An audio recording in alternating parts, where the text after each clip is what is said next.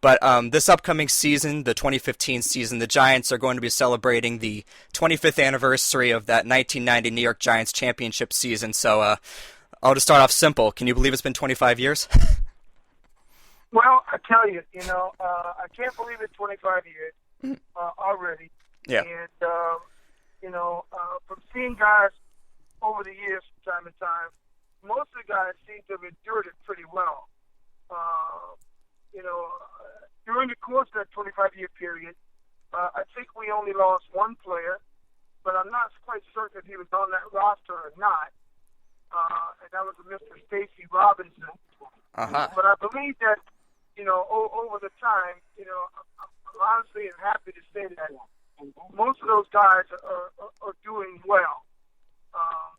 One of the guys who had some sort of a setback a few years ago just so happened to be back acclimated to life and enjoying life, and that's Mr. Mark Ingram. Oh, yeah, yeah. Who at one time was incarcerated and is now out now and living a fruitful and abundant life. And, it's interesting you bring up Mark Ingram, or as you guys called him, Ingy, because his son was drafted a couple years back by the Saints, and he wasn't there because he was incarcerated, and his son was even shedding tears on behalf of, in honor of his father. So it's good to know that he is back out in the public, and he's doing well from, I guess, where we stand. So I guess it's pretty good. Yes, and I was excited and ecstatic to hear that from a former teammate, Stephen Baker, who's also a member of that team. Mm-hmm. And he's sharing with me that Mr. Ingram was out and out of incarceration and back in the general population and making strides with his life. That makes me extremely happy. Yeah, it makes me happy too. And have the Giants reached out to you yet about any special plans that they have this year to celebrate the 25th anniversary? Yes, they have. I just recently got a phone call from Joanne Lamech, who happens to run the alumni, who runs the alumni benefits department in conjunction with the New York Giants. And Ms. Lamech shared with me that they're going to honor the 1990 team and bring guys into the area starting September 18th. Okay. And there's some sort of a cocktail party on the 18th. There's the same type of event and a breakfast on the 19th. There's a cruise around Manhattan that's scheduled on the 19th. Mm-hmm. And then Sunday, game day, there's going to be something in the Legacy Club for the players on the 20th, and they're going to honor the guys on the field the day of the game. Mm-hmm. I think that's the 21st. Yes, the 21st, they're going to honor the guys on the field, and there'll be some other activities going on that are scheduled during the course of that weekend. But all the festivities begin on the 18th, which is a Friday, and they end on the 20th. She got the dates wrong. They end on the 20th, which is a Sunday. Okay, because I remember 4 years ago, the 2011 Giants season, when they were celebrating the 25th anniversary of the 1986 team, I remember going to a Monday Night Football game, and that's when the 1986 team, which includes you obviously, you guys were honored, and I was surprised of the full list of characters that were on display there. Bill Parcells, you, Mark Bavaro, and like all those Giants greats. So it's good to know that they're doing the same thing now that they did for you 4 years ago. Yes. I mean, I was very honored to see the turnout and participation of the 86 team being so well coordinated and well organized, and that the guys actually really stepped up to the plate to make that event. Mm-hmm. Something special and something for us to remember. Absolutely. And so now, you were fortunate enough to be part of both the 1986 and the 1990 team, and you were actually a big part on both of those teams. So many people consider the the 86 team as one of the greatest Super Bowl teams ever, and they consider the 90 team as probably one of the grittiest Super Bowl teams ever. So from where you stand, would you agree with those statements, or would you classify either of them differently? Oh, no doubt. I think the 86 team was one of the greatest teams in the history of pro football. I think the cast of characters that we had on that team transcended. It definitely transcended 2 decades of players. We had players from the 70s, and we had players from the 80s that actually merged talent, merged ideals, and merged physical style of play. We had 2 elder statesmen of players, actually 3. Now that I think about it, we had a Phil Simms from 1979 as a quarterback. Mm-hmm. We had George Martin and Harry Carson, who were players from the 70s and from the Giants' origination of moving into the Meadowlands to play football. Those guys got a chance to see the evolution of the 86 team in full effect. Right. I mean, most of the players that were on the 86 team were drafted from 1981 through 1986.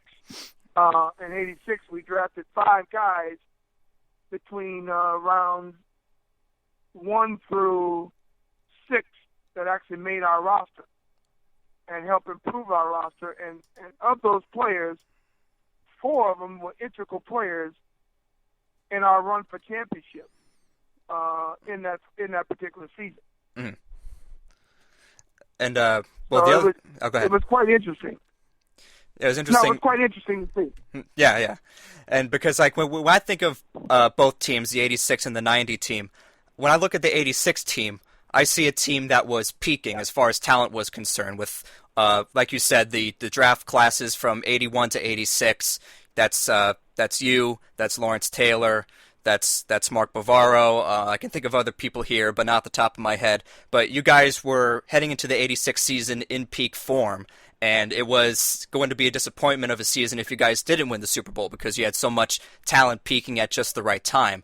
And then when you see the 90 team, you kind of see a team that they have pretty much the same core of talent from the 86 team, except you guys are all 4 years progressed, and it was more or less just one final push, one strong final push as a team effort to go win that championship. And of course, everyone says, against all odds, that 1990 team. Phil Simms goes down, Jeff Hostetler steps in. Your main running back heading into the postseason was a 33-year-old running back in O.J. Anderson. So yeah, there were a lot of reasons for you guys to not make an honest run. But the 90 team, again, defied all odds, and that's kind of been the Giants' mantra since then. Yeah, and that it's funny you say that because we use that as our motivation. I mean, nobody expected us to win 10 games going up to and leading up to the Monday night game against the San Francisco 49ers in 1990. No one anticipated us doing that. In '86, everybody knew how good we were. Right. And that was because we drafted well.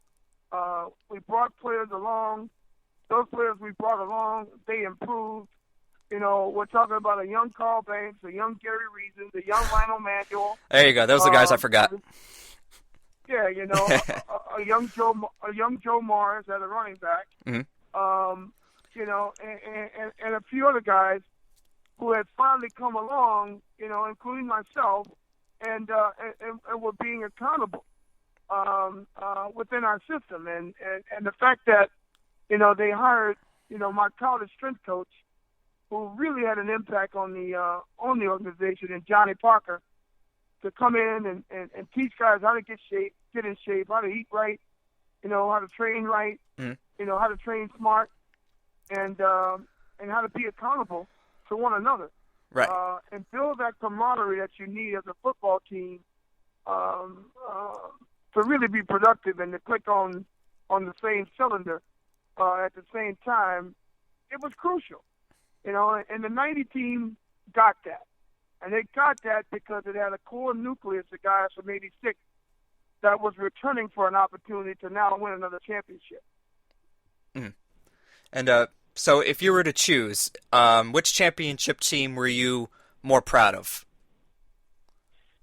Wow. Well, nothing will never take place of 1986 because, again, that team was the closest of a team that I've ever seen a team get in terms of guys being accountable and held accountable for one another, guys rooting and pulling for one another the way we did in practice, guys rooting and pulling for one another in games.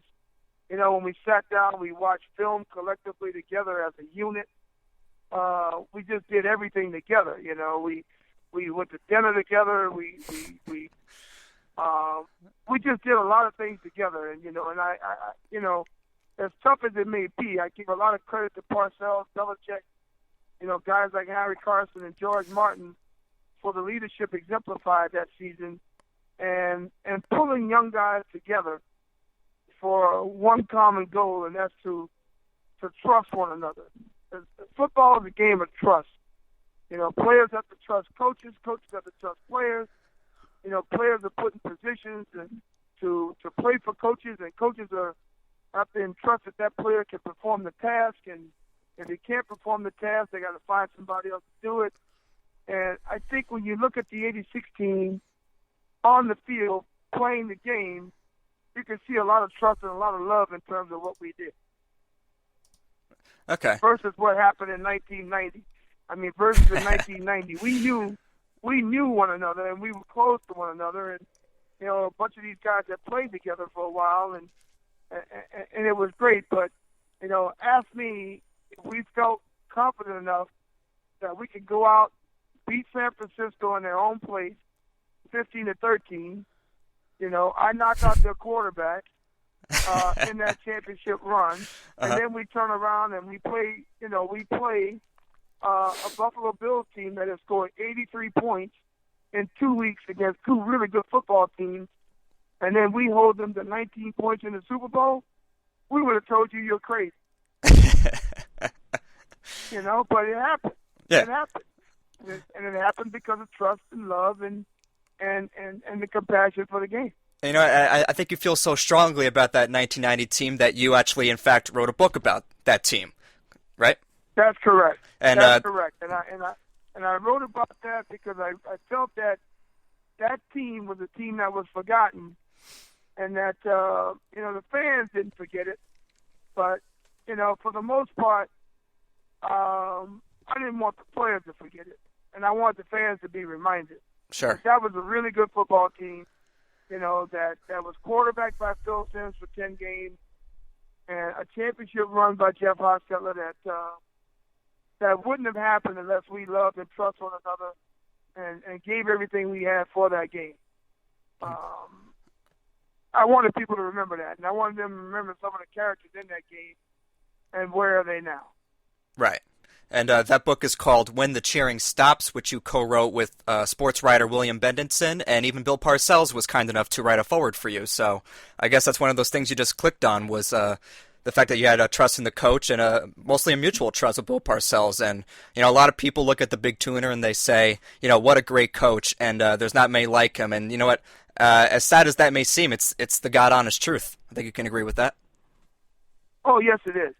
I think from a player perspective, we wouldn't have wanted a different coach than Bill. Right. Because we knew what kind of guy he was. We knew he was smart as hell. We knew that he surrounded himself with excellent talent in terms of additional field general, and the general commanders that he had. These guys really did a great job in terms of preparing the guys to play the game and developing the type of camaraderie amongst the units that were deployed to play the game that we needed.